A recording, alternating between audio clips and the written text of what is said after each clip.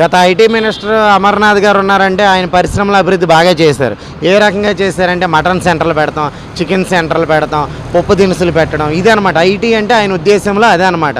అసలు IT information technology మన data centres ఎన్ని ఉన్నాయి, సాఫ్ట్వేర్ ఉద్యోగాలు ఎన్ని ఉన్నాయి, గత లక్షల మీ ప్రభుత్వంలో ఎంతమందికి ఉద్యోగాల అవకాశాలు కల్పించారు, కోడ్ రావాలి, గుడ్డు పెట్టాలి, గుడ్డు ఆమ్లెట్ అవ్వాలని, ఇది కాదండి ఐటీ మినిస్టర్ గారు. ఐటీ అంటే ఇప్పుడు ప్రజెంట్ ఉన్నటువంటి ఐటీ మినిస్టర్ నారా లోకేష్ గారిని చూడండి, అంతర్జాతీయ సదస్సుల్లో పాల్గొంటున్నారు. అంతర్జాతీయంగా వెళ్ళి పారిశ్రామికవేత్తలను మేలుకొల్పి రండి, ఆంధ్రప్రదేశ్లో పెట్టుబడులు పెట్టండి, ఆంధ్రప్రదేశ్లో పెట్టుబడులు పెడితే మీ యొక్క పారిశ్రామికంగా ఎంతో అభివృద్ధి చెందుతుందనంటే ఆయన మాట విని ఇవాళ మీరు రండి సిఐ సమ్మిట్ 2023కి 2025కి మీరు వచ్చి గమనించండి.